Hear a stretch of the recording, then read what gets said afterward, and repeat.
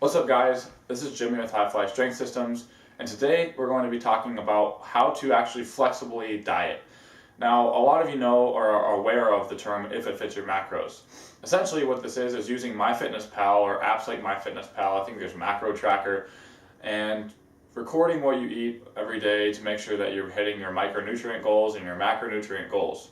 If you're not aware what micronutrients and macronutrients are, well, I'll tell you. Macronutrients are your proteins, your carbs, your fats, and micronutrients are your vitamins and minerals. So with flexible dieting, you are essentially eating whatever you want within a given range of fat, proteins, and carbs and overall calories, and then making sure you get your micronutrients in.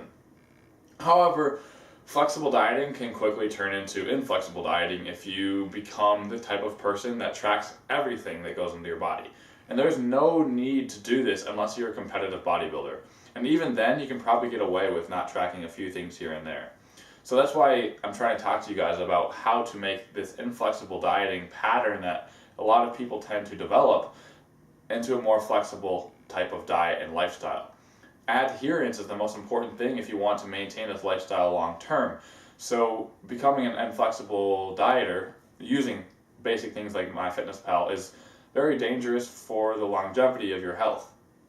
I know many people that have psychological disorders and eating disorders because of if it fits your macros, because they weren't taught about the fact that you don't need to track literally everything you eat and that you need to learn moderation, and the main goal with it is to understand of how much food and how many calories and macronutrients and micronutrients are in each food group or in a given portion of food. And when I say diet, I don't mean actually losing weight or gaining weight. I just mean how you actually eat throughout the day, and maybe your goal is muscle gain or weight loss or maintaining your weight. This is going to be able to apply to all of you.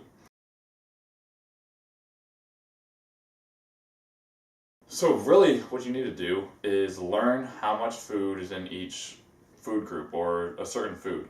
And the way to do this really is to use technology like MyFitnessPal. So what you're going to do is track what you're eating. I know it's what I just said not to do, but track what you're eating for about 6 months to a year. And once you do this, it's going to establish a habit of not only becoming more aware of what's going into your body, but you're going to learn so much about the food that you're actually eating. You're going to know how much protein, how much fat, how much carbohydrates are in each food. You're also going to learn about the micronutrients in each of the types of food groups that you generally eat. So if you usually lack spinach and vegetables and you're tracking every single day, you'll notice that because in these apps, it gives you the amount of vitamin A, B, C, D, E, K that is going into your body. So once you start tracking for about a year, you're going to get a very good understanding of what you prefer to eat. And then once you know what you kind of prefer to eat, you're going to have a much better understanding of how many calories, how much macronutrients and micronutrients are in each food that you actually eat on a regular basis. And then you won't actually need to be tracking much. Anecdotally, I haven't actually tracked since November because I have been tracking my macros since 11th grade.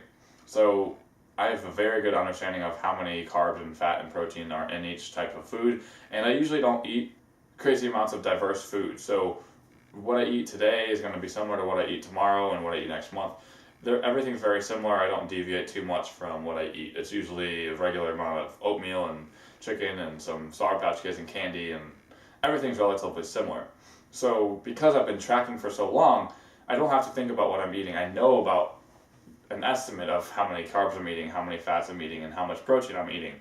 And I can sense when I need more of one type of food because I know what the majority of my food has been comprised of. Usually, I'm lacking protein, and you'll learn your own things about how to flexibly diet in this way. You'll learn about what you tend to eat more of and not enough of by tracking what you eat for about, like I said, 6 months to a year. And then after that point in time, you can kind of just slowly taper off of tracking and start guesstimating. Of course, you don't want to go too far off, but unless you're competing for bodybuilding in a show, then you really have the flexibility of eating really whatever you want and kind of just guesstimating until you figure out how much food starts to create weight loss, weight gain, muscle gain, or fat loss.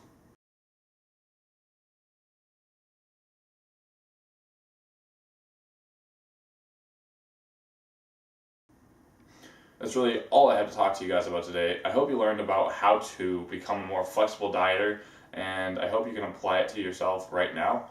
As always, I encourage you all to rise from within.